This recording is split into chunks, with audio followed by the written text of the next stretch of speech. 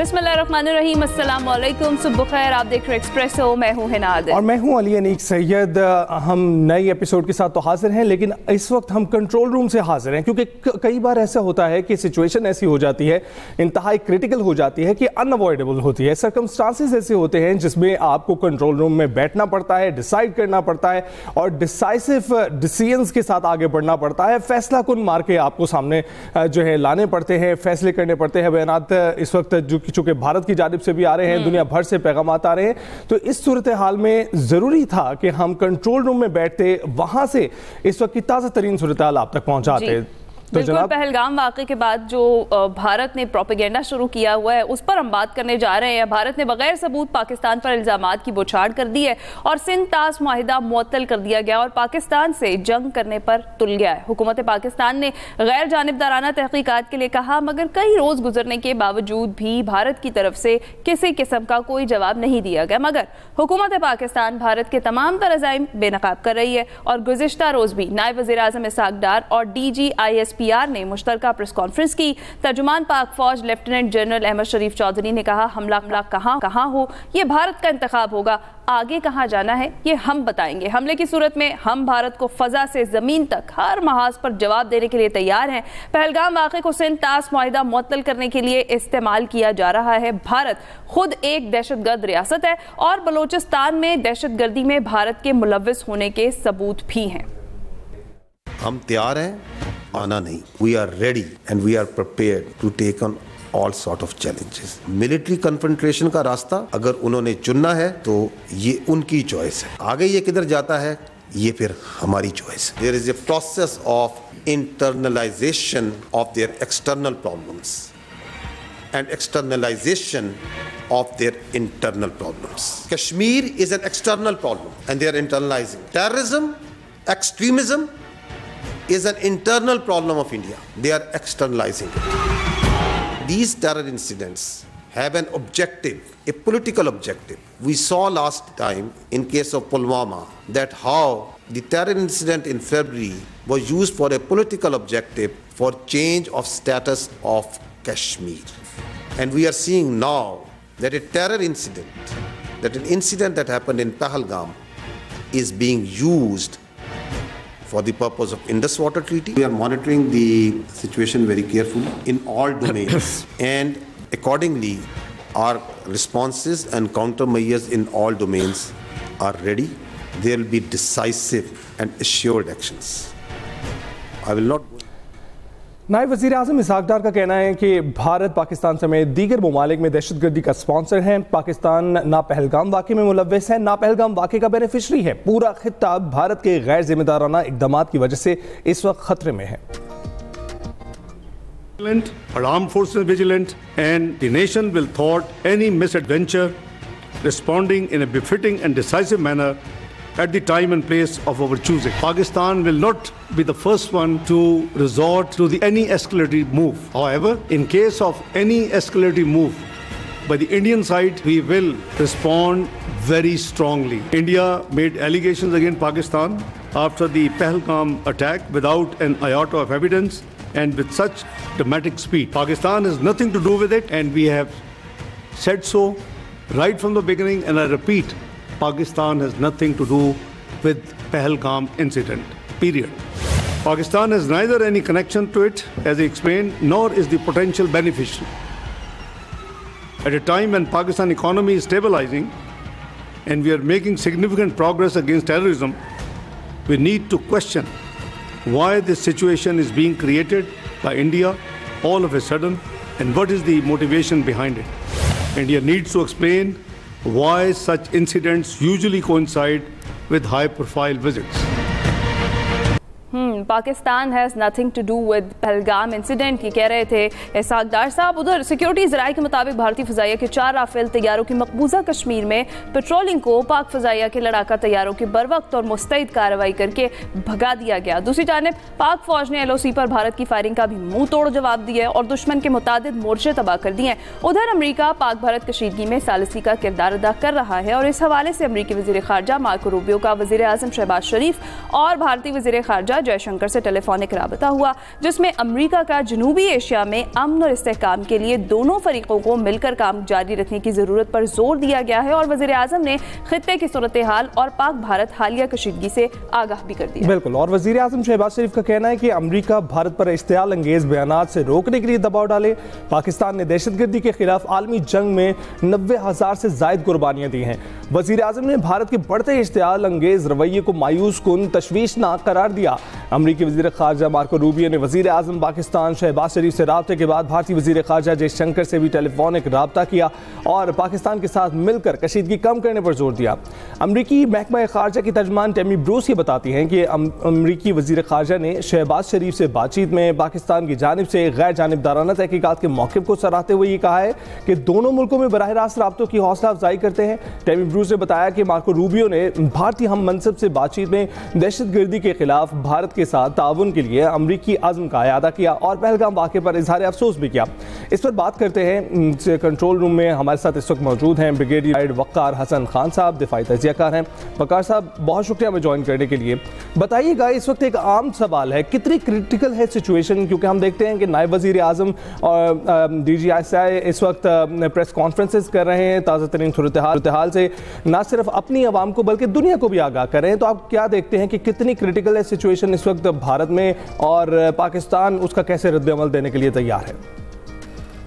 जी, एक तो I think जो भारत के बारे में असेसमेंट है वो यही है कि मूडी सॉरी और उसका मीडिया इतनी हाई क्रिएट कर चुके हैं।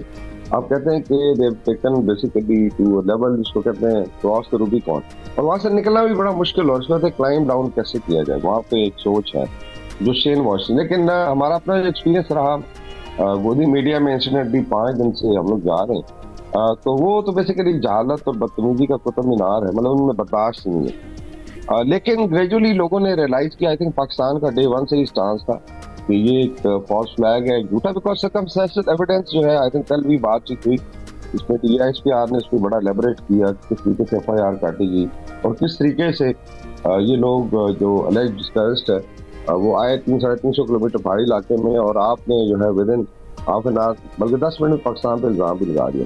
तो वो चीज़ें नज़र आ रही हैं। दूसरा आई थिंक हम लोग भी टर्की में है जो यहाँ से सपोर्ट जा रही है, चाहे टर्की और अजरबैजान के एक डॉक्टर अहमद सरगुलू हैं जो बहुत बड़े जर्नलिस्ट, उनका मैं सिर्फ ट्वीट पढ़ के सुनाता हूँ कि Pakistan just defending the border, protecting the honour of entire Muslim उम्मा और हमें इनके साथ खड़ा होने की। तो यहाँ बड़ी स्ट्रॉन्ग फीलिंग है, अजरबैजान हो, टर्की हो, यमन है, गजा है, बांग्लादेश है, चाइना है, और आहिस्ता आहिस्ता अभी आई थिंक मिडिल ईस्ट में भी ये फील हो रहा है कि भारत जो है वो बहुत बड़ी गलती करने जा रहा है। जो मिलिट्री प्रेशर है आई थिंक वो अनप्रेसिडेंटेड है और वो ज़रूरी भी था। हमें हमेशा छेड़ा जाता है इंडियन मीडिया पे जी कि आप की नींदें हराम हो गई। नो, बेसिकली जब पाकिस्तान के ऑनर एंड इंटीग्रिटी की बात आएगी तो वैसे भी हमारी फोर्सेज जो है 24/7 जागने वाली फोर्सेज है। ये एक बैटल हार्डन फोर्स है जो हमेशा भारत ने रियलाइज नहीं किया कि बैटल हार्डन क्या होता है। अभी उनके अपने हालात भी हैं कि जब LOC पे डिप्लॉयमेंट हुई तो 2 यूनिट्स उनके आपस में लड़ पड़ी हैं, 13 सिख रेजिमेंट और 185 BSF, और फायरिंग में 5 बंदे उनके मारे गए, एक मेजर अवतार सिंह है और 4। तो इसका मतलब है कि इतनी ज्यादा कंफ्यूजन है। तो मेरे ख्याल में क्लाइम डाउन करना मुश्किल है, बाकी वी आर रेडी जिस तरह बताया गया। और शायद इस दफा लास्ट टाइम तो एक एयरफोर्स उनकी जलील हुई थी, क्योंकि तीनों फोर्सेज के जलील होने का टाइम आ गया। बिल्कुल ब्रिगेडियर साहब, जिस तरह से आपने भी कहा, DGISPR ने भी कहा कि वी आर रेडी, हमें जो है ना आजमाए नहीं भारत, और जिस तरीके से पूरी सिचुएशन को हुकूमत पाकिस्तान और फौज पाकिस्तान हैंडल कर रही है, जिस तरह से ये फॉल्स फ्लैग ऑपरेशन किया गया, फिर इल्जामात लगाए गए, तो पाकिस्तान के इस जामे जवाब को आप कैसे देखते हैं? हमारी जो सफारतकारी है उस पर क्या कॉमेंट करेंगे? जी, लड़ाई बिल्कुल 4 से 5 फ्रंट पे होती है, इसको हाइब्रिड वॉर भी कहते हैं, लेकिन लोग इसका मजाक करते हैं। डिप्लोमेटिक फ्रंट आपने देख लिए, पॉलिटिकल है, फिर इकोनॉमिक है, इन्होंने पानी के लिए धमकी दी तो हमने फिर एयर स्पेस बंद किया और उसका इतना ज्यादा लॉस हुआ है। फिर मैं मिसाल दे दूँ कि इसकी जो इंडिगो है, सबसे बड़ी एयरलाइन है भारत की, they have lost $1 billion in a day stocks में, इनडायरेक्ट लॉस। बाकी जो रूट्स का है जो वहाँ हमको परेशानी वाला डन। फिर अभी आ जाते हैं मिलिट्री प्रिपरेशन पे। इसमें आई थिंक भारत को थोड़ी सी गलतफहमी है। मैं कल इंटरव्यू देख रहा था करण थापर का मुझे यूसुफ साहब के साथ, और बड़ा अच्छा इंटरव्यू था। I think everybody should watch it. ये सेन लोग कैसे डिस्कस करते हैं तो भारतीय मीडिया में तो बर्दाश्त नहीं है। वो लोग अभी तक आई थिंक शायद 2014 में थे, 2019 में भी नहीं, जहाँ पे उनको मार पड़ी थी। 2019 से लेके 2025 तक 6 साल गुजर गए हैं। मिलिट्री कैपेबिलिटी में न सिर्फ टेक्नोलॉजिकल सिक्योरिटी आई है बल्कि उसके अंदर सदाद में भी इजाफा हुआ है। अभी आप एयरफोर्स में सिर्फ देख लें, जो PL-15 एयर वेपन सिस्टम है हमारा, मिसाइल है, अभी इंडक्ट हो भी गए। मतलब भारत में अगर पाकिस्तान चाहे, जैसा अभी 4 जहाज लॉक किए थे रफाइल, ऑक्युपाइड कश्मीर में आए, फिर वो भाग गए दम दबा के, you can shoot them from 200 kilometre. Just imagine कि आपने आगरा से टेक ऑफ किया and then you shot down, या आप पठानकोट से उड़े और आपको पता ही नहीं है कि यू आर शॉट डाउन, या जयपुर से उड़े, या नीचे इनके बेसिस हैं इंडियन गुजरात में। दूसरा जो है लैंड पे आपने देख लिया है कि आपस में यूनिटें लड़ रही हैं, बिकॉज इधर एक बैटल हार्डन फोर्स जो 20 साल से लड़ रही है। टाइम पीपल डोंट अंडरस्टैंड कि बैटल हार्डन, मैं मिसाल देता हूँ कि इस वक्त कोई जवान और कोई जनरल नहीं है पाकिस्तान आर्मी में 3 से 4 आपके ऑपरेशन डिप्लॉयमेंट्स नहीं है, और हार्ड को लड़ाई है वेस्टर्न बॉर्डर पे हुई है, कश्मीर में हम लोग फौज रहते हैं। फिर नेवी आ जाती है, इसकी एक मैरीटाइम कैपेबिलिटी, एक तो शिप्स हैं, सबमरीन हैं, फिर आपका कोस्टल, इसके अलावा एक इसकी जो है ना ड्रोन कैपेबिलिटी, जिसकी कम बात होती है। 1500 मील उसकी रेंज है। जस्ट इमेजिन कि एक एयरक्राफ्ट कैरियर $1 अरब का निकलता है विशाखापट्टनम से भारत का, और आपका 50,000 का ड्रोन उसको ठोक देता है। तो जस्ट इमेजिन कि उसके अंदर कितनी शर्मिंदगी होगी, कितना बड़ा लॉस है। मैं सिर्फ भारत को एक वार्न कर दूं कि हूतीज ने जो बहुत कम इस्तेदाद है, मिलिट्री कैपेबिलिटी, नाक में दम कर दिया अमेरिकन का और वेस्ट का। इमेजिन कि अगर पाकिस्तान की नेवी, पाकिस्तान की एयरफोर्स अरेबियन सी में ड्रोन वॉरफेयर करती है, आपको समझ नहीं आएगी कि आपको कहाँ से किया है। I think this is now well known to their military strategies पे भारत ने भी लिखा भी जा रहा है, और आई थिंक उससे डिस्कशन हो सकती है कि भारत की क्या फील जा रही है राइट नाउ। तो फिर बताइएगा कि ब्रिगेडियर साहब, इस वक्त जो टाइमिंग है इस बयानात की, उससे क्या आपको पता चलता है? क्योंकि हमने देखा है 2019 में भी ऐसा ही वाकया हुआ, जब इलेक्शन करीब आने वाले थे तो मोदी सरकार की जानिब से ऐसे बयानात आने लगे। अब 2025 में भी यही सूरत हाल देखने में आ रही है, तो इसका कोई ताल्लुक आपको लगता है कि उनकी सियासत से भी है? या इंडिया ट्राई टू कहते हैं ना कि बेसिकली एक वार से 3 शिकार करने की, मेरे ख्याल में, maybe I am wrong, लेकिन एक तो आपने जिक्र किया डेफिनेटली बिहार में इलेक्शन है, दे फील के रेल स्ट्रीट इंडिया में हर रियासत, और रियासती इलेक्शन, बिहार बहुत बड़ी स्टेट है और ये बीमारू स्टेट्स में आती है, बड़ी भुखमरी किस्म की स्टेट है। वहाँ पे आई थिंक पटनायक के साथ इनकी कोलेशन है, और इतने बेशर्म है, जब सऊदी अरब इसने कहा कि मैं जा रहा हूँ वापस छोड़ के दौरा, तो ये सीधा बिहार चला गया। अभी इनका 7 को शायद जाएगा ऑक्युपाइड कश्मीर, और वहाँ पे जाके देवर लाफिंग, और लोग कहते हैं यार शर्म आनी चाहिए कि आप वैसे तो इतना रोना डाल के आए, तो आप हंस रहे हैं पटनायक के साथ जलसों में। तो एक तो डेफिनेटली भारत में स्ट्रॉन्ग वॉइस है ये सारा इसके लिए, इसकी पहले भी आई थिंक आपने देखा लोकसभा से पहले। दूसरा I think it was to affect the relationship जो है और उसका फायदा उठाना। सऊदी अरेबिया का इसका मोदी का और जेडी वैंस का आया हुआ था इंडिया में। Now this was a very interesting timing कि आप ऐसे टाइम पे करें, सऊदियों को माइंड में डालेंगे, देखेंगे पर आए हुए थे, पीछे ये कर दिया। हालांकि now they started realising because चीजें देखें, करना तो सबने किया, पाकिस्तान ने भी किया, और भारत ने समझा कि ये उनको सपोर्ट मिल रही है डिप्लोमेटिक। देखें innocent lives have been lost, even हम कंडेम करते हैं, लेकिन विदाउट प्रूफ जो है फिर आप पे छठी सिंहपुरा का इल्जाम है, जो सिख कह रहे हैं कि आपने माजिम का कैप्टन, आई थिंक उसने सिख कैप्टन ने अभी डिस्क्लोज किया, वो हाइडिंग में है कि ये मुझे कहा गया था, और लोगों ने जाके मारा सिखों को जब बिल क्लिंटन आया हुआ। तो all told timing definitely important थी, लेकिन आई थिंक इसने बूमरैंग कर दी इनके से। हाँ ये जरूर है कि इंडस वाटर ट्रीटी की एब्रोगेशन की बात चली है, वो इम्पोर्टेंट है कि क्या 24 आवर्स में आप बड़ा डिसीजन ले सकते थे, तो क्या दैट वाज द टारगेट, और भारत समझता है कि अभी लंबी एक पाकिस्तान को protected I think state of austerity में डाले, उस पर गौर करने की जरूरत है। उसको कैसे, अच्छा उसके भी 101 तरीके हैं, लोग समझ शायद को डैम्स उड़ा भी जाएंगे, देयर आर नो टेक्नोलॉजीज। अभी टैंक है, तो जब शिप होता है आपने देखा है कि उसको पूरा आप डिस्ट्रॉय नहीं करते, आप उसके क्रिटिकल जगह पे हिट करते हैं और वो इनइफेक्टिव हो जाती है। तो डैम्स को इनइफेक्टिव करना उसकी मिलिट्री टेक्नोलॉजी भी है और पाकिस्तान का राइट भी है। When we say we will protect every drop of water, उसको किया जाएगा। ये इनकी गलतफहमी है मेरे ख्याल में। अच्छा एक और असेसमेंट जो मैंने करण थापर के सवालों की वजह था कि शायद पाकिस्तान फौज बड़ी अनपॉपुलर है और जो है बलूचिस्तान का फ्रंट खुला हुआ है। मैं ख्याल ये शायद मिस रीडिंग भी हो सकती है कि रॉ ने एक गलत पेपर उनको पुट अप किया जी कि बहुत बुरे हालात हैं ऑल दैट। तो अभी आपने देखा है कि हमेशा फौज के साथ खड़ी, लेकिन अभी बहुत ज्यादा सपोर्ट है, अवाम जो है कह रही हम खुद आगे जाएंगे, बल्कि भारत एक मीम बन चुका है और मोदी साहब परेशान है। बिल्कुल ऐसा है। और ये गलत फहमी ही है इनकी। हम तो देख रहे हैं पूरी कौम यकजा है इस वक्त, और ख़ास तौर पर जब पाकिस्तान की सालमियत की बात आती है तो फिर तमाम जो अंदरूनी मामलात होते हैं साइड पर रख दिया जाता है और फिर इस तरीके से मुत्तहिद होकर दिखाया जाता है। तो ब्रिगेडियर साहब, आपको क्या लगता है, व्हाट्स द मेन रीज़न? क्या हम हमेशा से ही भारत को एक्सपोज करते आए हैं हर किस्म के फॉल्स फ्लैग ऑपरेशन पे, भले ही वो कुलभूषण यादव वाला मामला हो या पुलवामा वाला मामला हो, हमने हमेशा एक्सपोज किया है भारत को। तो अभी भी गैर जानिबदाराना जो तहकीकात वाला मामला है वो उस तरफ इसीलिए नहीं जा रहा कि एक बार फिर से जो है वो एक्सपोज हो जाएगा भारत? क्या नहीं, उस पर कुछ चीजें करने की जरूरत है। मेरे ख्याल में डॉक्टर कमर चीमा का एक अच्छा थीसिस चल रहा है मीडिया पे। उसने कहा जी कि आप असेस करें कि 2014 में मोदी आया था फर्स्ट टाइम, थर्ड टर्म है और लोग सोच रहे हैं शायद 2030 तक चौथी टर्म भी देगा। तो क्या हालात ठीक हुए हैं ये पाक इंडिया रिलेशन? अगर तो ठीक हो रहे हैं इसका मतलब है कि maybe we can move, लेकिन अगर बद से बदतर हो रहे हैं and these put entire South Asia एक न्यूक्लियर ओवरहैंग के अंडर आपने एक खतरा क्रिएट कर दिया, इस पे लोग बात कर रहे हैं। इसका मतलब है जी कि जब तक तो ये है, and we actually I pray, मैं हमेशा कहता था जी कि लेट हिम स्टे फॉर 2040, और इतने टुकड़े करेगा इंडिया की, इतनी फॉल्ट लाइन कोई रोड कर देगा तो भारत को संभालना मुश्किल हो जाए। तो इसका मतलब ये हुआ कि now should be very clear.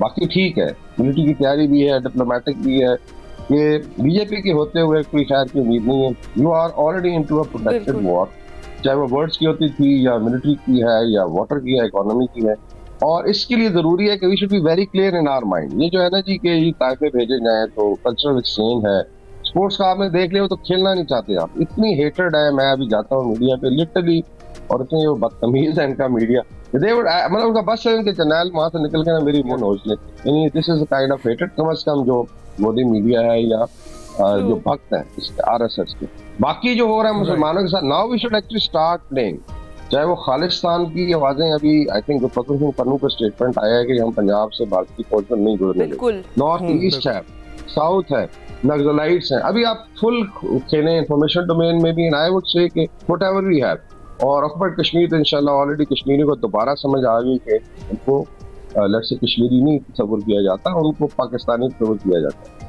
और मेरा एक छोटा सा मैसेज जाते जाते है अवैसी साहब के लिए और जो सरकारी मुसलमान लीडरशिप, तो अभी उनको आगे करके ना स्टेटमेंट दिलवा रहे हैं कि शर्म करो अवैसी साहब। कायद ने कहा था कि तुम लोग ना अपनी वफादारी साबित करते करते मर जाओगे, नोबडी विल बिलीव इट। आज आप बढ़ के मार रहे हैं, ये 30 करोड़ जो मुसलमान है उसकी जो हालत है सिर्फ भेड़ बकरियों वाली, तो just because of you guys. मुसलमान समझता है कि अभी लैम्स की तरह इनको स्लॉटर किया जाए और इनको मारा जाए, तो वो जो है उसको स्टिल डिफेंड कर रहा था। तो मेरे ख्याल में इसको शर्म आनी चाहिए। आजाद जो है जिसका बड़ा नाम लिया जाता है कि वाइट फाइनल, उनको शर्म आनी चाहिए। ब्रिगेडियर रिटायर्ड वकार हसन खान साहब, बहुत बहुत शुक्रिया बात करने के लिए। और क्रिटिकल सिचुएशन है जिस पर एक नज़र डाली है हमने कंट्रोल रूम से, और इसके साथ साथ आप देखते हैं कि जो सिंध तास मुआहदा है एक तरफा तौर पर मोदी की जानिब से इसको जो है सस्पेंड किया गया है, जिसके नतीजे में पाकिस्तान ने उसको मुस्तरद किया, उसको कहा कि एक तरफा तौर पर वो ये मुस्तरद नहीं कर सकता। लेकिन इसके साथ साथ शिमला मुआहदे पर भी पाकिस्तान ने बात की है, जिसके बाद कुछ खामोशी है भारत की जानिब से, उस पर भी बात करेंगे कंट्रोल रूम में, लेकिन इस की बात। वेलकम बैक टू एक्सप्रेसो जी। कंट्रोल रूम में आपको हमने दोबारा से ज्वाइन कर लिया है। पाक भारत कशीदगी की सूरत में जो पाक फ़ज़ाइया है उसकी दिफाई सलाहियत और पाकिस्तान के जो जदीद हथियार हैं उसको लेकर हम बात करने जा रहे हैं। हमारे साथ मौजूद हैं air commodore retired Khalid Chishti साहब, माहिर सिक्योरिटी उमूर हैं। अस्सलाम वालेकुम, good morning sir, welcome to Expresso. Sir, हम अगर अभी बात कर रहे हैं जिस तरह से पहलगाम वाक़या हुआ और उसके बाद की जो पूरा प्रोपेगेंडा भारत की जानिब से किया गया, गुज़िश्ता रोज़ हमने ये भी देखा कि भारतीय एयरफोर्स के जो 4 राफेल तैयारे हैं उन्होंने मकबूजा कश्मीर में पेट्रोलिंग की, और फिर पाकिस्तान एयरफोर्स के तैयारों ने भारतीय जो जंगी जहाज हैं उनकी फौरन निशानदेही की, और पाकिस्तानी एयरफोर्स की बरवक्त कार्रवाई पर जो भारतीय राफेल तैयारे हैं बौखलाहट का शिकार दिखाई दिए और फिर फरार हो गए। पाकिस्तान के पास दुनिया की तरह बड़ी टेक्नोलॉजीज हैं, अल्हम्दुलिल्लाह हम कह सकते हैं कि हम दुश्मन की कोशिश को नाकाम बना सकते हैं। क्या कहेंगे इस पर सर? बहुत शुक्रिया और अस्सलाम वालेकुम और thank you for having me. मैं एक चीज़ क्लियर करता चलूँ, थोड़ी सी अगर आप इजाज़त दें तो टेक्निकल है। हमारे मीडिया के मेरे दोस्त इस्तेमाल कर रहे हैं कि हमने निशानदेही की उन जहाज़ों की, तो मैं आपके एतबार और कॉन्फिडेंस और खुशी के लिए बताना चाहता हूँ हम निशानदेही नहीं कर रहे, हम हर जहाज़ को मॉनिटर कर रहे हैं। तो ऐसा नहीं है कि वो हम सिर्फ उनको पिक करते हैं जो करीब आते हैं, हम जो करीब नहीं आ रहे उनको भी पाक फ़ज़ाइया इस वक्त मॉनिटर कर रही है और ऑल द टाइम उसको सर्वेल कर रही है, और जिसको हम कहते हैं इसको आप यूज करें कि ट्रैक कर रहे हैं हम हर जहाज को, वो कौन सा जहाज कहाँ से उड़ता है और किस तरफ जा रहा है और कितनी देर तक उड़ने के बाद वो वापस जाता है, हम इस हद तक दुश्मन के जहाजों को मॉनिटर कर रहे हैं अल्हम्दुलिल्लाह। तो एक बात तो ये है। दूसरी बात ये वही राफेल है जिसका 2019 में इंडियन प्राइम मिनिस्टर मोदी ने कहा था कि अगर हमारे पास राफेल होते तो आज राफेल हैं, लेकिन पाक फिजाइया 2019 के स्टेटस से कहीं आगे निकल चुकी है, क्योंकि जो प्रेजेंट क़यादत है पाक फिजाइया की, जो पाक फिजाइया के एयर चीफ हैं, मैं उनको पिछले 40 साल से जानता हूं और मैं एश्योर करा सकता हूं कि वो मैन विद ह्यूमिलिटी जरूर है, लेकिन at the time of crisis बहुत एग्रेसिव आदमी। उन्होंने 2019 कमांड संभालते ही 2021 में ये फोर्स ही किया था कि अगर हिंदुस्तान राफेल ले लेता है और उसके ये एज हो जाता है, और खास तौर पे बियॉन्ड विजुअल रेंज एक हम टर्म यूज करते हैं, इसका मतलब है कि दुश्मन के जहाज को देखे बगैर दूर के फासले से मार गिराने की जो सलाहियत थी, वो राफेल के आने से तकरीबन हिंदुस्तान की 150 किलोमीटर तक वो रेंज बढ़ गई थी, जिसका मतलब यह है कि हमारे जहाजों को निशाना कर सकते थे 150 किलोमीटर दूर रहते हुए, जब पायलट उस जहाज को देख भी नहीं रहा होगा। तो ये क्लियर कट उनको एज हासिल होने वाला था। और पाक फिजाइया के सरबराह ने उस वक्त फोर्स ही किया और हमारी तमाम लीडरशिप ने कि ये हमें इसका तोड़ निकालना है। तो हमने J-10C ना सिर्फ जहाज चाइना से खरीदे रिकॉर्ड मुद्दत में, बल्कि इंडक्ट करने के बाद डे एंड नाइट ऑपरेशनलाइज किया, जिस पर PL-15 मिसाइल लगे हुए हैं जो 150 की बजाय 200 किलोमीटर से भी ज्यादा की रेंज रखते हैं, जिससे इंडिया परेशान हो गया। उसका राफेल फैक्टर तो ऑलमोस्ट खत्म हो गया उस पॉइंट ऑफ व्यू से। जहाज बहुत अच्छा है, मैं ये नहीं कह रहा कि जहाज अच्छा नहीं है, लेकिन उन्होंने मेनली लिया था कि हम बियॉन्ड विजुअल रेंज मारेंगे। और उसके ना सिर्फ यह पाक फिजाइया रुकी नहीं, यहां पर हमने जो हमारे JF-17 ब्लॉक 3 जहाज जब इंडक्ट किए हैं, उन पर भी वही मिसाइल और वही रडार लगा हुआ है, जिसके वही कैपेबिलिटी है जो हमारी J-10C की है। तो हमारे पास बहुत बड़ा फ्लीट है जिसने न्यूट्रलाइज कर दिया है उनके इस एडवांटेज को। तो इंशाल्लाह ताला ना सिर्फ हम ट्रैक कर रहे हैं उनकी सारी मूवमेंट को, तमाम जहाजों की, हम रिस्पॉन्ड भी करेंगे, क्योंकि पाक फिजाइया इस वक्त गिलगित बल्तिस्तान के पहाड़ों से लेकर समंदरों तक के खुले समंदरों तक हर जगह मौजूद है। और ना सिर्फ फाइटर जहाज मौजूद है, मैं आपके नाजरीन के लिए क्लैरिटी करता चलूं कि ना सिर्फ फाइटर जहाज मौजूद है, बल्कि तमाम जो वैल्यू एडिशन या सपोर्ट या मल्टीप्लायर्स, फोर्स मल्टीप्लायर्स होते हैं, for example air to air refueller है, जैमर्स होते हैं, एयरबोर्न अर्ली वार्निंग होती है, और जो एयर डिफेंस वेपन्स मिसाइल्स होते हैं, वो सब अपनी अपनी जगह पर डिप्लॉय 6 से 8 घंटे में पाक फिजाइया ने, मैंने परसों कंफर्म किया था कि 6 से 8 घंटे में पूरी पाक फिजाइया, इस इंसिडेंट के बाद जब हिंदुस्तान ने हमें ब्लेम किया था कि हम जवाबी हमला करेंगे, तो 8 घंटे बाद पाक फिजाइया वॉर रेडीनेस के स्टेटस पे पूरे मुल्क में जा चुकी थी। जबरदस्त। राइट। तो कमोडोर साहब, you have an experience of J-10C, और उसी की बात हम करें तो 5th जनरेशन के जो जहाज हैं उस पर जरा रोशनी डालिएगा, ताकि रीएश्योरेंस जिस तरह से आपकी बातों से पहले हमें हो रही है मजीद हो जाए कि हम पूरी तरह से तैयार हैं। देखिए, ये आजकल दुनिया जो फाइटर पायलट्स की कैटेगरीज को वो मुख्तलिफ जनरेशन के नाम से याद कर रही है या रिवाइव करती है। जो 4th जनरेशन जहाज होते हैं उनके अंदर ऑलमोस्ट स्टेल्थ टेक्नोलॉजी नहीं होती, बियॉन्ड विजुअल रेंज लिमिटेड होती है, रडार की एक लिमिट होती है। ये जो जहाज, और 5th जनरेशन ऑलमोस्ट जैसे मैंने कहा स्टेल्थ होते हैं, जो इस खित्ते में अभी किसी के पास नहीं है। अमेरिका के पास और एक दो और एडवांस मुल्कों के पास 5th जनरेशन है। ये जो J-10C है और राफेल, दोनों जहाज 4.5 कैटेगरी, 4.5 जनरेशन कैटेगरी के हैं, जिसका मतलब ये होता है कि इनमें पार्शियल इनविजिबिलिटी एलिमेंट है, बियॉन्ड विजुअल रेंज मिसाइल है, और इनकी स्ट्रेटेजिक रीच इतनी ज्यादा है कि ये जहाज ऑब्वियसली जो J-10C है, और मैंने जैसे अर्ज किया कि मैं पूरा दिन इन पायलट्स के साथ गुजार के आया। मैं जो अपने नाम से एक चैनल चलाता हूं, मैंने वो उसके लिए इंटरव्यूज रिकॉर्ड किए। फर्स्ट टाइम एवर पाक फिजाइया ने मुझे एक्सेस दिया था कि मैं पूरा दिन ना सिर्फ गुजारूं बल्कि उनका इंटरव्यू रिकॉर्ड करूं। और मैं आपको श्योर करवा सकता हूं कि वो पायलट इतने इंस्पायर्ड हैं कि जैसे मैं अभी एक चैनल को बता रहा था कि पाक फिजाइया की मुझे याद आ गई 1985 में एक डॉक्यूमेंट्री बना रहा था, तो एयर मार्शल नूर खान की मुझे बात याद आ गई। और जंग के बाद एयर मार्शल नूर खान जो हमारे कमांडर थे उस वक्त पाक फिजाइया के, उन्होंने कहा था कि 65 की जंग में मेरा डिलेमा या मेरी मुश्किल ये नहीं थी कि मैं अपने पायलट्स को जंग में धकेलूं कैसे, मेरी मुश्किल ये थी कि उन्हें रोकूं कैसे। तो आज भी पाक फिजाइया के पायलट्स को मैं उसी मूड में देख कर आया हूं। मैं कुछ अर्सा पहले पाक फिजाइया के एयर चीफ से मिला था, तो वो उसी तरह के मुझे लगता है डिलेमा में होंगे कि मैं किसको रोकूं और किसको डिप्लॉय करूं और किसको लीड कराऊं और किसको पीछे रखूं।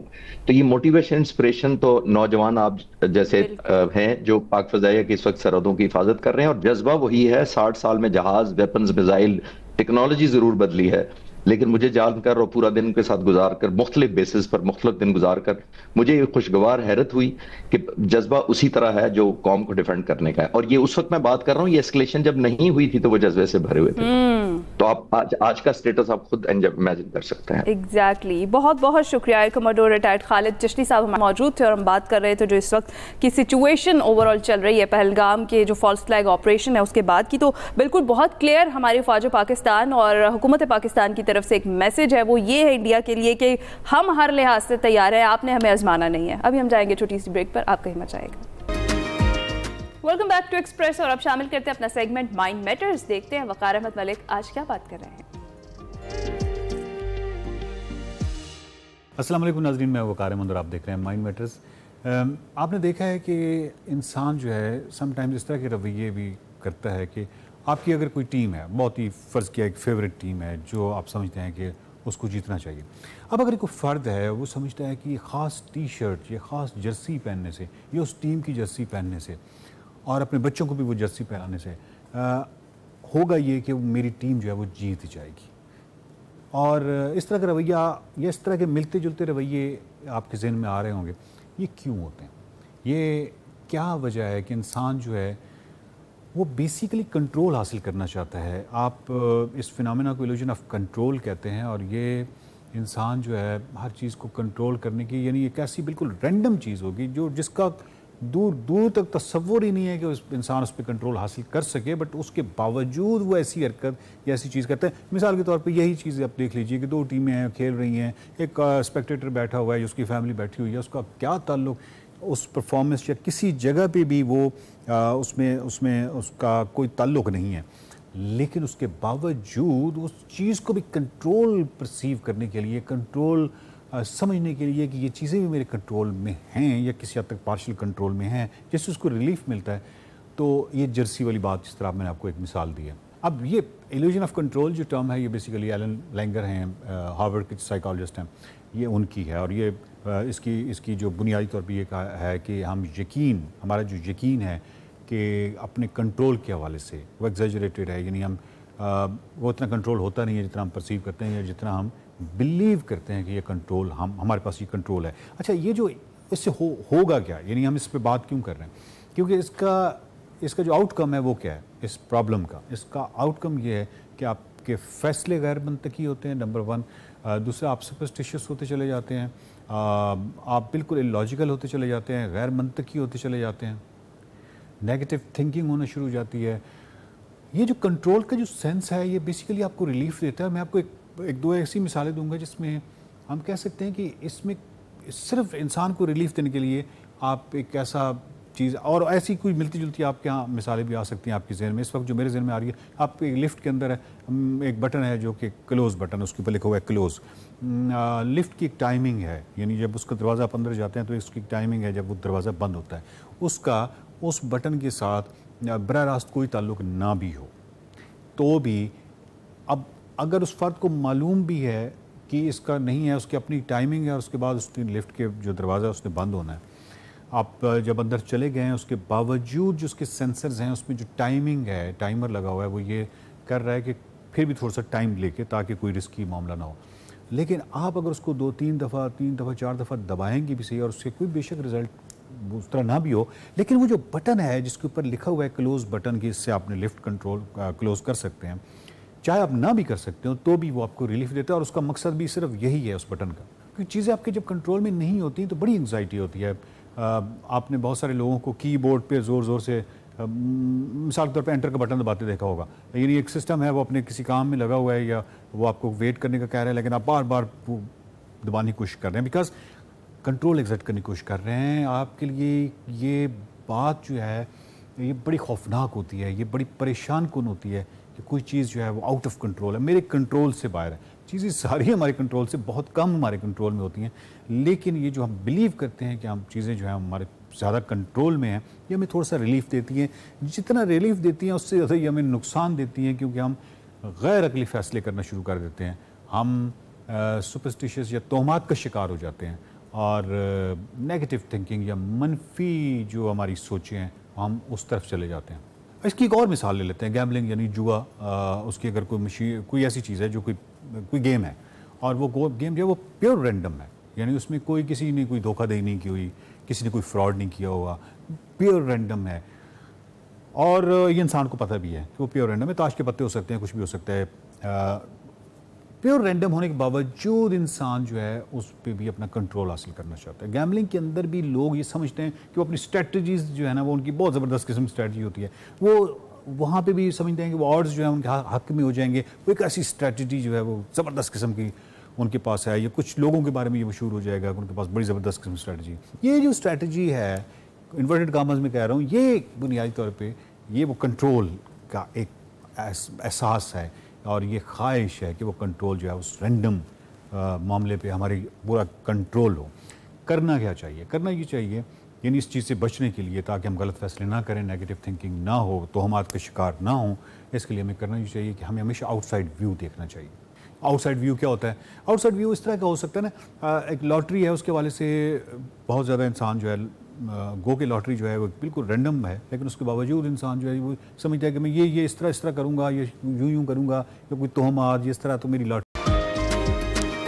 Welcome back. चलें जनाब, एक ऐसा वक्त आ गया है जिसमें एक ऐसे नौजवान पाकिस्तानी से आपकी मुलाकात करवा रहे हैं जिसने आसमानों को छू लेने का ख्वाब देखा और उसे हकीकत में भी बदल दिया और करके दिखाया।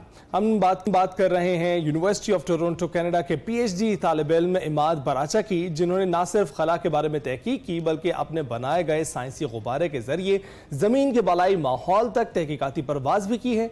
और इमाद बराचा ने university of Toronto, Princeton university और डरहम यूनिवर्सिटी के साथ मिलकर एक इनकलाबी खलाई मिशन का हिस्सा बनने का भी एजाज हासिल किया है। इस मिशन का नाम सुपरबिट है और ये एक जदीद तरीन दूरबीन है जो एक गुब्बारे पर सवार होकर आम तैयारों से 3 गुना ज्यादा ऊंचाई पर, यानी कि 1,08,000 फीट की बुलंदी पर खला के करीब पहुंचती है। वहां जाकर ये दूरबीन जमीन की सतह से कहीं ज्यादा शफाफियत और वजाहत के साथ कायनात की हैरान कुन तस्वीर भी खींचती है। और ये सुपर प्रेशर बलून जो कि मिशन नासा के जरिए लॉन्च हुआ है, जो एक फुटबॉल स्टेडियम से भी बड़ा होता है और गुब्बारा न्यूजीलैंड से उड़ाया गया। 40 दिन के साइंसी मुशाहिदे और तहकीक के साथ कामयाबी से इसने 5 दुनिया के चक्कर पूरे किए और आखिरकार अर्जेंटीना में लैंड किया है।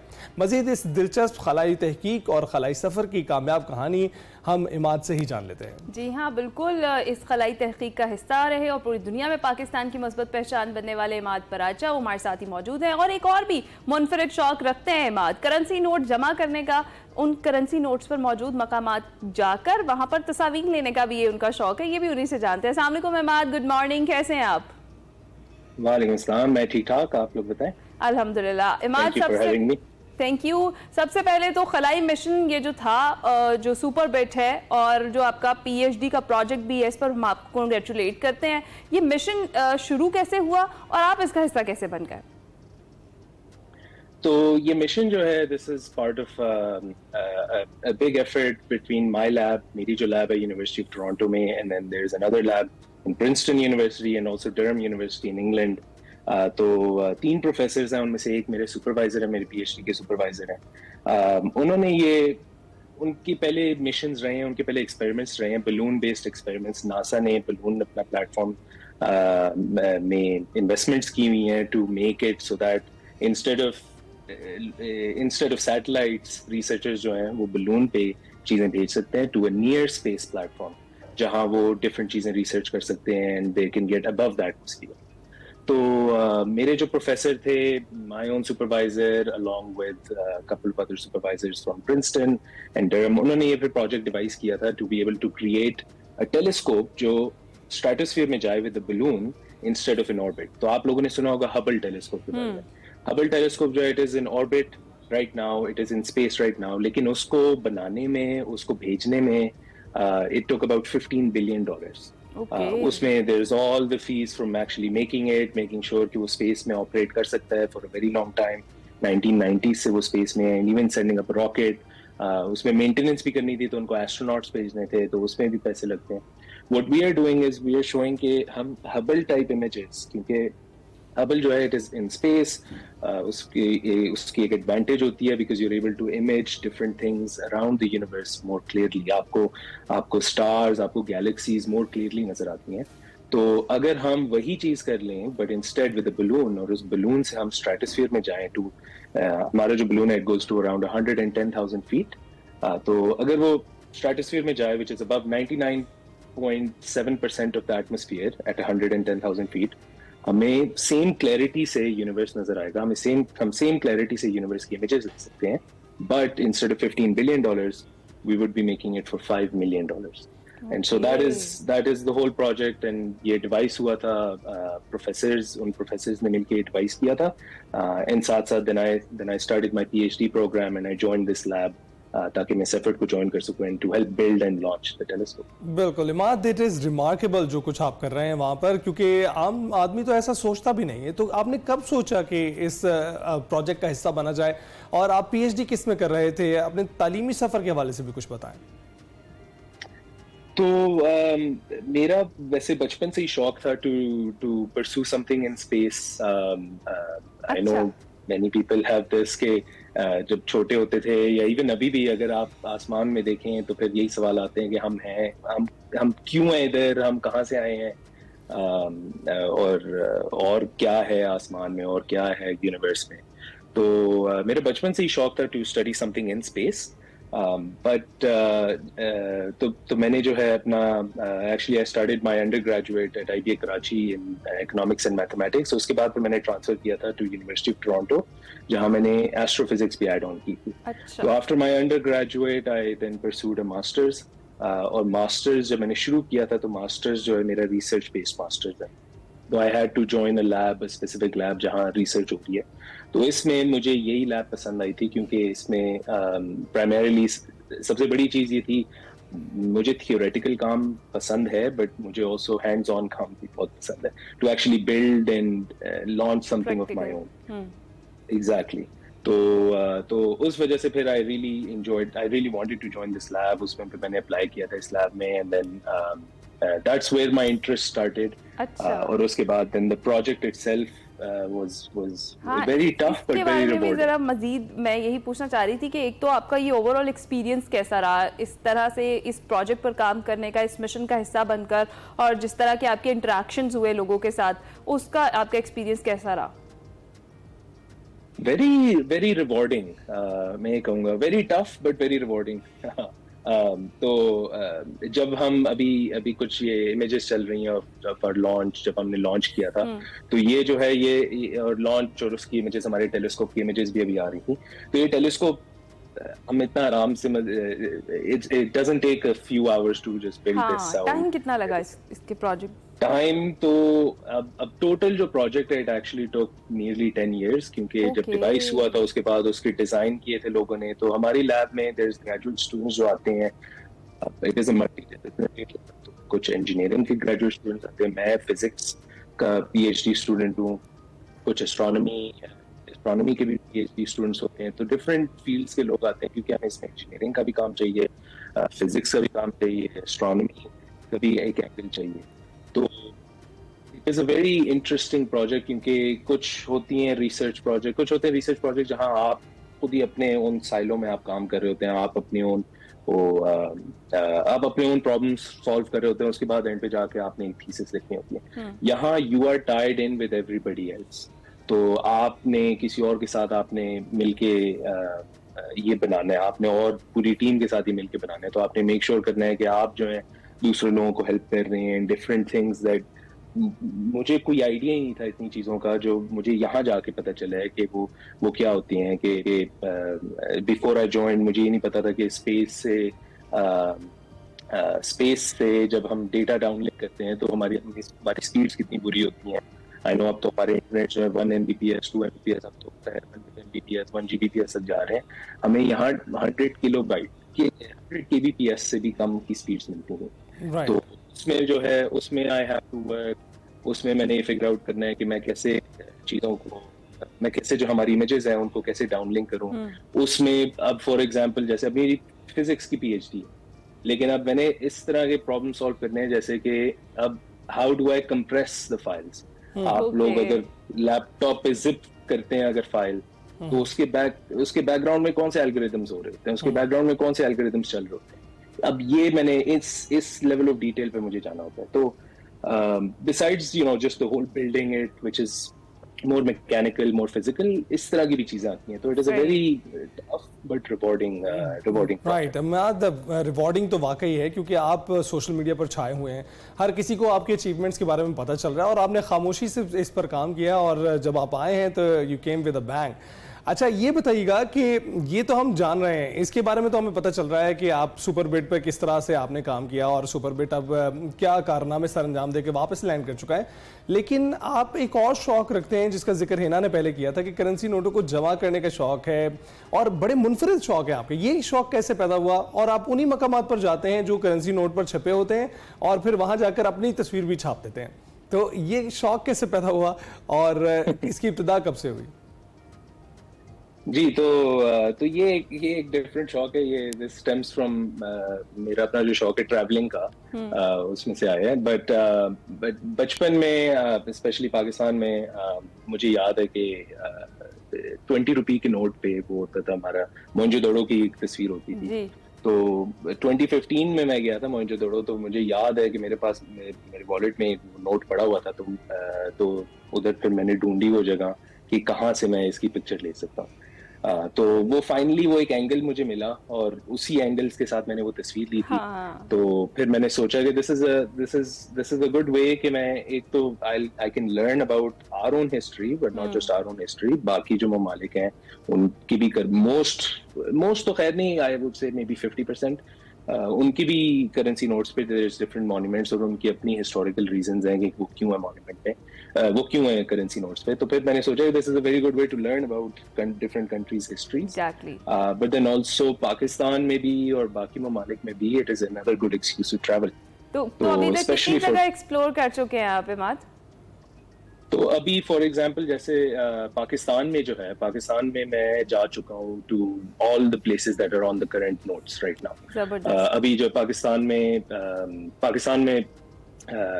10 रुपी 1000 रुपी जो है पेशावर में है, 5000 रुपी जो है फैसल मस्जिद में है, देन 500 रुपी जो है बादशाही मस्जिद है लाहौर में, और सबसे जो मुश्किल था वो दैट वाज K2 भी जाना पड़ा इस शौक को पूरे करने के लिए K2 भी जाना पड़ा। Right, exactly. तो और इसके साथ साथ फिर 16 और कंट्रीज। आपके तमाम तर जो शौक हैं बहुत ही मुनफरिद हैं, and thank you very much not only to talk with us, बल्कि इसके साथ साथ पाकिस्तान का नाम रोशन करने के लिए और अपने जो इस मुनफरिद शौक को पूरा करने के लिए, क्योंकि ना सिर्फ ये आपके लिए बड़े इंस्पायरिंग है, हमारे देखने वालों के लिए भी बहुत इंस्पायरिंग है। हम भी देख रहे हैं कि जनाब जो भी आप सोचते हैं वो आप कर सकते हैं, और इमाद उसकी एक जिंदा मिसाल है। हम ब्रेक पर जाएंगे। वेलकम बैक टू एक्सप्रेसो जी। एक इंपॉर्टेंट इशू है जिस पर हम बात करने जा रहे हैं। जामिया कराची से जो गुजरने वाली पानी की 84 इंच कतर की मरकजी जो पाइपलाइन है वो फटने से यूनिवर्सिटी का जो निफ से ज़्यादा रिहायशी इलाका है वो ज़ेरे आब आ गया है, पानी घरों में दाखिल हो गया है, शहर के बड़े हिस्से को पानी की फराहमी जुज़वी तौर पर मुतासर हुई है। और तर्जुमान वाटर कॉरपोरेशन के मुताबिक वाटर कॉरपोरेशन ने पानी के दबाव को कम कर दिया है और मरम्मती काम 96 घंटे में मुकम्मल कर लिया जाएगा, ये बताया जा रहा है। जबकि 48 घंटे गुजर चुके हैं। कराची को पानी फराहम करने वाली 84 इंच कतर की जो मरकजी लाइन है इससे कबल भी कई मरतबा ये फट चुकी है, और रवां साल फरवरी में हसन स्क्वायर से जेल चुरंगी के दरमियान लाइन फटने से पानी सड़क पर आ गया था, आपको याद होगा।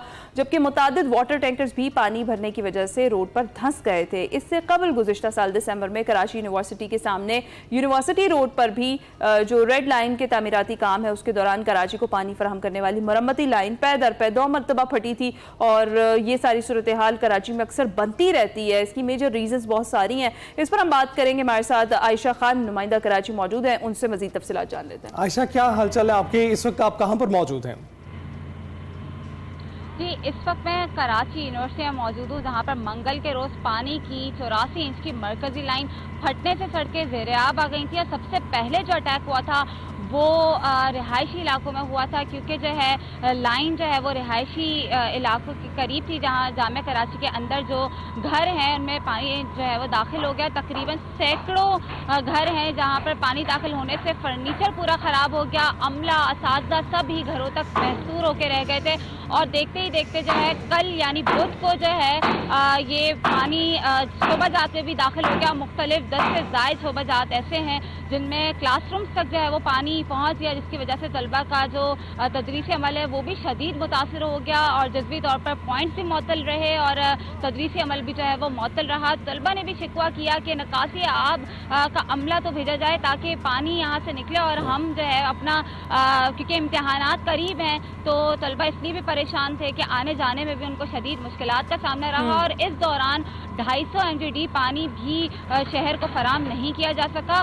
24 घंटे गुजर जाने के बाद मरम्मती काम शुरू किया गया। कल से जो है वो मरम्मती काम का आगाज किया गया है और इस वक्त भी जारी है और वाटर कॉर्पोरेशन का दावा है कि हफ्ते तक जो है ये पाइपलाइन की मरम्मत हो जाएगी क्योंकि पाइपलाइन मैं यही जानना चाह रही हूँ कि मेजर रीजन क्या है। इससे कबल भी ऐसा हो चुका है बहुत बार और ये 84 इंच कतर की जो पाइपलाइन है ये मुतासिर होती रही है, तो वाटर कॉर्पोरेशन की इंतजामिया क्या मौक़िफ़ अपना रहे हैं? क्या वजह कि बार बार ये पाइपलाइन जो है वो फटती है और उसकी वजह से बहुत ज्यादा देर सफर करना पड़ता है कराची के लोगों को? जी, ये हुकाम के मुताबिक 1954 की ये पाइपलाइन डली हुई है जिसकी वजह से ये आए दिन डैमेज हो जाती है और पाइपलाइन बदलना तो एक बहुत ही बड़ा काम है, तो इसलिए जो है इसी पाइपलाइन को बार बार मरम्मत की जाती है। तो इसलिए इस साल का ये चौथा बड़ा पानी के बहरान का खदशा पैदा हो गया है और आए दिन जो है वो लाइन कहीं ना कहीं से डैमेज हो जाती है जिसकी वजह से जो है वहाँ के जो इलाका मकीन है या जो जामियात हैं वो मुतासर हो जाती हैं। इस वक्त भी जो जामिया कराची का जो अमला है, इंतज़ामिया है, वो भी अपनी मदद आप जो है डिपार्टमेंट से पानी निकाल रहे हैं मगर यहाँ पर भी जो है मरम्मती काम शुरू किया गया है। ताख़ीर से पानी बंद करने की वजह से जो है पानी कल दुगना हो गया था जिसकी वजह से जो है शोबाजात डूब गए थे और काफ़ी ऐसे जैसे केमिस्ट्री डिपार्टमेंट हम गए तो वहाँ पर ज़ेरे ज़मीन जो लैब्स हैं वहाँ पर केमिकल्स जो है वो ज़ाया हो गए और जितना भी आलात हैं वो भी ख़राब हो गए। यहाँ तक कि जो जामिया कराची की टीचर सोसाइटी हैं वो उन्होंने जो है वो दावा किया है कि जो है हमारा लाखों रुपए का नुकसान हुआ है और इसका मुआवजा हमें चाहिए। उन्होंने बाकायदा खत लिखा है वाटर कॉर्पोरेशन को कि जितना हमारा नुकसान हुआ है उसका हमें मुआवजा दिया जाए क्योंकि लाखों रुपए का नुकसान हुआ है। सिर्फ यही नहीं बल्कि घरों में जो फर्नीचर है वो भी खराब हो गया है और तदरीसी अमल भी मुअत्तल हुआ है। बहुत बहुत शुक्रिया आयशा, आप अपडेट कर रही थी। Welcome back. पीएसएल की बात करते हैं तो जनाब पीएसएल सीजन 10 का जो सबसे धुआंधार मैच था वो कल हुआ है। लाहौर में जारी इवेंट के 19वें मैच में लाहौर कलंदर्स ने इस्लामाबाद यूनाइटेड की दावत पर पहले बैटिंग करते हुए मुकर्ररा 20 ओवर्स में 6 विकेटों के नुकसान पर 209 रन स्कोर किए थे और कलंदर्स की जानिब से फखर जमान ने 44 रन बनाए और सिकंदर रजा ने तो कल कमाल कर दिखाया। 39 रन की धुआंधार इनिंग्स खेली है और ना सिर्फ इनिंग्स खेली, 39 रन की 3 आउट भी कर दिए, मैन ऑफ द मैच भी करार पाए। सैम बिलिंग्स की बात करें, 17 गेंदों पर उन्होंने 38 रन बनाकर नॉट आउट पवेलियन लौटे वो और जवाब में इस्लामाबाद यूनाइटेड की टीम 210 रन के ताकुब में 121 रन पर ही ढेर हो गई थी। और पॉइंट्स टेबल की अगर आप बात करें तो जैसे ना हम बात करते पीएसएल की पहले और उसमें कह रहे थे कि अगर मैच हार भी जाते हैं तो पॉइंट्स टेबल पर इन दोनों पोजीशन, दोनों जो टीमें हैं उनकी पोजीशन बरकरार रहेंगी। इस्लामाबाद यूनाइटेड पहले नंबर पर और तीसरे नंबर पर लाहौर कलंदर्स रहेगी, लेकिन लाहौर कलंदर्स की कल की कारकर्दगी के बाद